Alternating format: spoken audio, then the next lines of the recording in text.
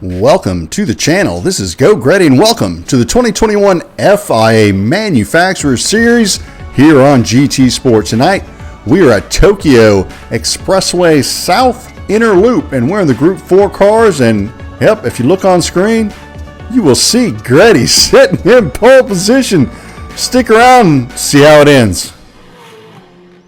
There it is, folks. It is proof a blind squirrel can indeed find a nut. Geauxgreddy sitting in pole position with a 2:03.9, something I don't even know. It was the first time I'd broken into the 2:03s on a qualifying run. I was super excited about that. So it was good to start the race in pole. You know, coming down the stretch here, I hadn't started an FIA race out front, so I wasn't even really sure how cold the tires were going to be, because usually I'd brake early with all the cars in front of me and just kind of coast around the corner. But here I didn't want to give up any spots, so I want to brake as late as possible. I go a little wide through corner one there.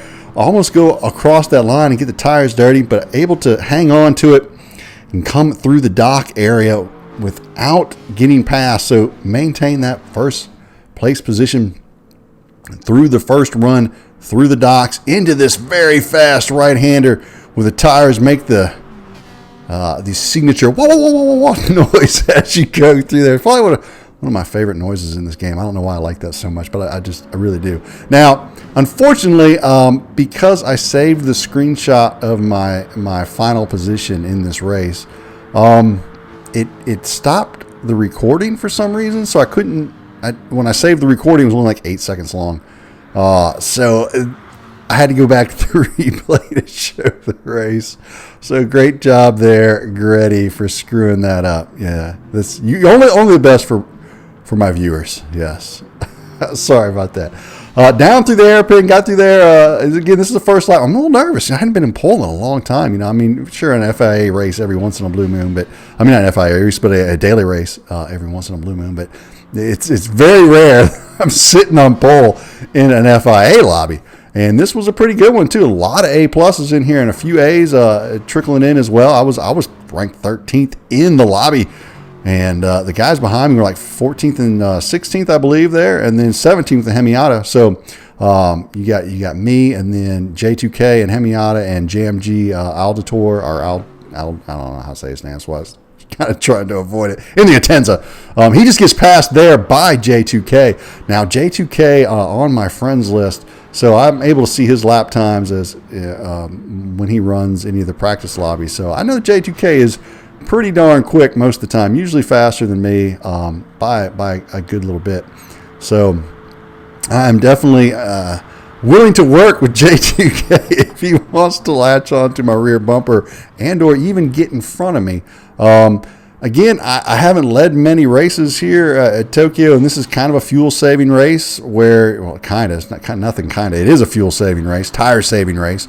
So the strategy here is you want to only pit one time, and that one pit stop, you just want to put on fuel. So you want to go fast. You don't want to save too much fuel and cost yourself time. You want to go that 8.5 laps before you onboard that last round of fuel, fill it up to the top, and head out, so you have a lot of extra in the tank to be able to run up the gears a little more, make a little bit faster lap time. So I was pitting on lap 8.5 because the pit stop's in the middle here at Tokyo, which kind of messes with your head at first. But anyway, so you want to come in that 8.5 point and then fill up. Now you got a choice when you come in. When you come in for that pit stop, you got a choice. You can go on to a new set of tires, or you can keep your old tires. Now I've run it both ways in the practices, and it's so close. It's so close. You just kind of got to figure out what your opponents are doing and what kind of gap you got, if you think you need it or not, how bad have you abused your tires. So right now I'm taking pretty decent care of my tires.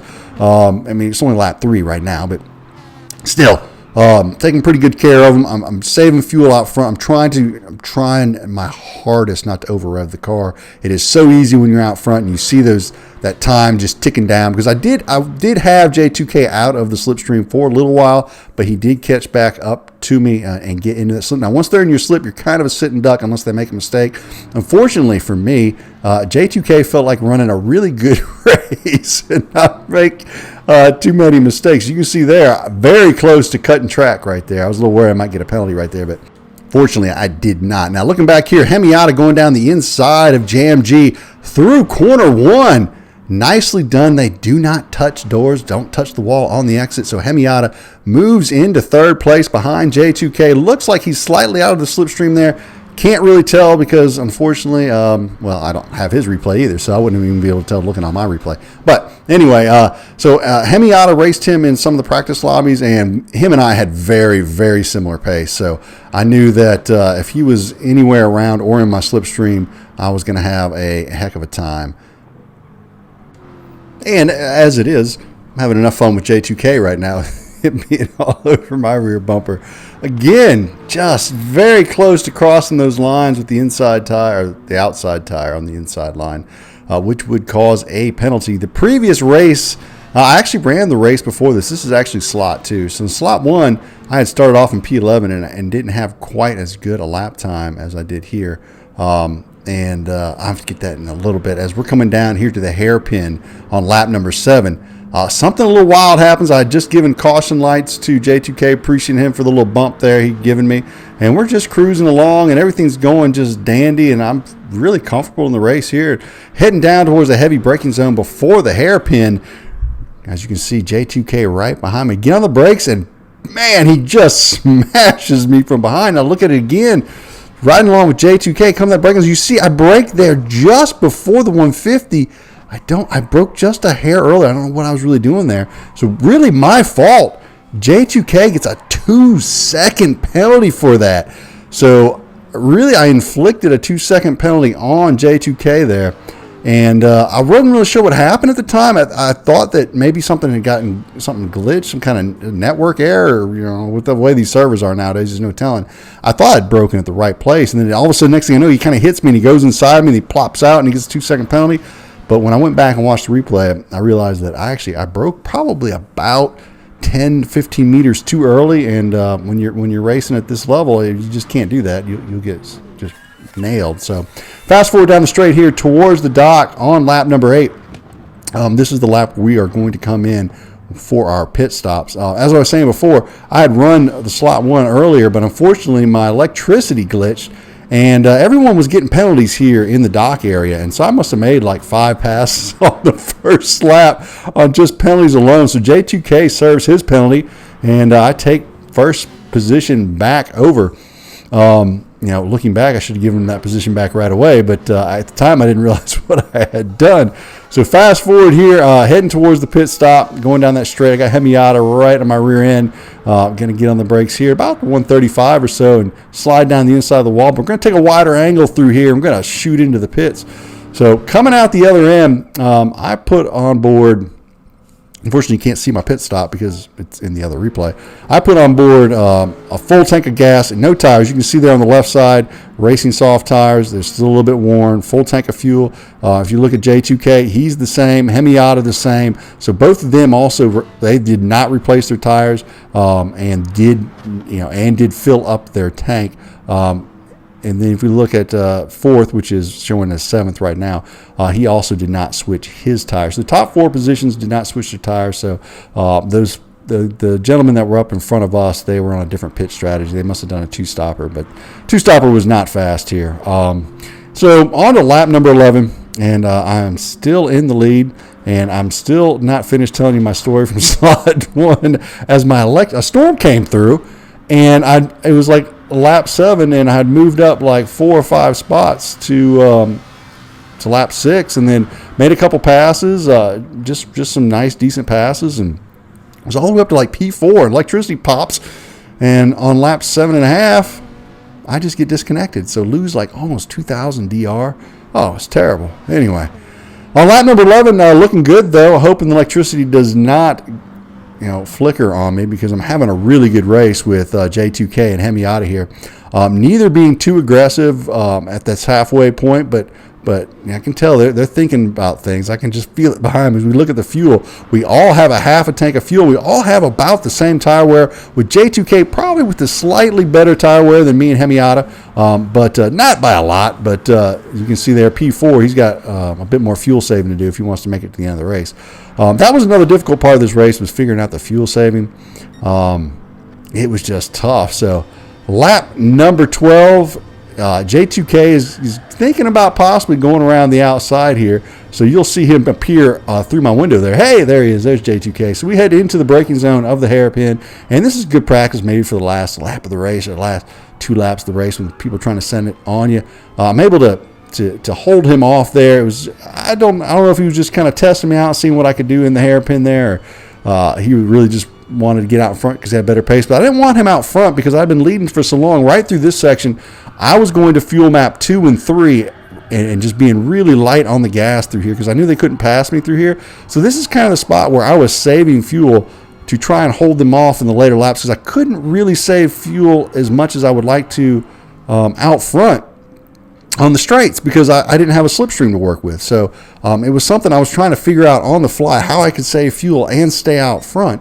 I was going to let J2K pass earlier if he'd wanted. I just left him the inside lane heading into the docks, but he never took advantage of it smartly because he's sitting back there saving tires and fuel behind me. So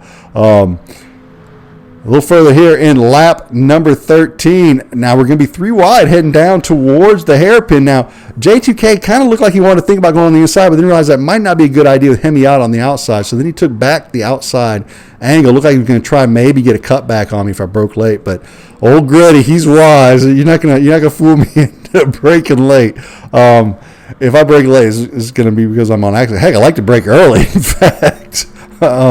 So it was a nice little look out there. It was a good idea on his part to try and force an error on me. But I've been having a really clean race up to this point. You can look at my lap times, pretty steady times there in the 205s. A 206 there I'm getting because I'm fuel saving. I'm actually trying to back off and run a little slower and save fuel for the last lap. And here we are on the penultimate lap. Again, is J2K and Hemiata just absolutely glued to Greddy's rear bumper there. I'm not able to shake them. They will not. They just refuse to make a mistake and let me just scamper off into the sunset. They are going to push me all the way to the end. So heading down through the fast right-hander with the tire warble noise, and we come out the other side, and you see J2K scratches the wall a little bit there, but unfortunately, I just do not have enough fuel to take advantage of it. Being out front for this long, I was burning fuel. I had enough fuel to get to the end of the race. That wasn't the problem. I was trying to find places where I could save extra fuel if I needed to get a really good run out of a corner or something like that, but I just didn't have it yet, as I wanted to save some more on the S's after the hairpin. So I had enough gap after J2K scraped that wall right there to be able to not have to defend hard for this hairpin. So he didn't send it, didn't do anything crazy there, which is a good job on his part. Good clean racing by both of these guys this whole race. Really enjoyed it all the way up through this point in the race. And here it is on the final lap. Can Greddy hold off the hard-charging J2K and Hemi Miata? Both of them they are just absolutely looking to make a move. Now, J2K goes around on the outside. I'm hoping Hemiata will get behind me and bump draft me, and we can both move in front of J2K, but no such luck. It looks like he wanted to split the difference, so I couldn't really slide over because I was afraid I was going to hit Hemiata there. So I couldn't get a good angle heading in the docks, and J2K just slips in front of me there with the slipstream and the turning ability of the Ferrari. I narrowly miss a penalty there by about a half a pixel coming through the docks. Now I've got Hemiata all over my rear end. He's been back there saving fuel and tires the whole race. So I'm really kind of nervous there. I'm like, well, I can stay in J2K slipstream, try and make a move here at the docks, but I'm gonna stay in his slip until then, and because I gotta save fuel for the move coming out of the docks to try and get on the gas. Plus, I gotta hold off Hemiata, who is charging hard. So not only do I have to try and make a move here on J2K, but I have to make it smart enough that I don't lose another position and fall back to third as we're fighting for first place, all three of us. I mean, we've got the podium locked up as long as we don't do anything stupid. And so we come down into the braking zone. We get on the brake zone. I send it down the inside, squeeze J2K. He comes around the outside. I'm unable to get on the gas because I didn't want to push him into the wall, but I got on it hard right there. I had enough fuel saved up right there to really stand on the throttle, hold off Hemiata as he's trying to get into J2K slipstream, but I'm able to hold on to it as we enter the S's. And I am low on fuel now, so I move it back into fuel map 2 or 3 right here, and I'm just being really cautious coming through here, not trying to put too much throttle in. And I'm going to try and make one last run on J2K coming out the corner. But, man, he really has a nice final corner. So props to J2K there on that last corner. I'm on the throttle hard. I'm revving it all the way out. I'm using every last bit of fuel I have. Hemiata comes around the outside. We're heading towards the finish line, but I'm able to hold him off to get the second place. So podium, not a first place. Would have liked to have gotten the win, but, hey, that's all right. Highest points for the season. Had a great race with J2K and Hemiata. So thanks to those guys. Hats off to both of them. Good job. So, anyway, hope you enjoyed the race. Sorry I screwed up the replay. But if you did enjoy it, please come back and check out more. Hit that like and subscribe. And we'll see you in a future video. So, for myself, Geauxgreddy, y'all have a great evening. DJ Clean, take us out of here.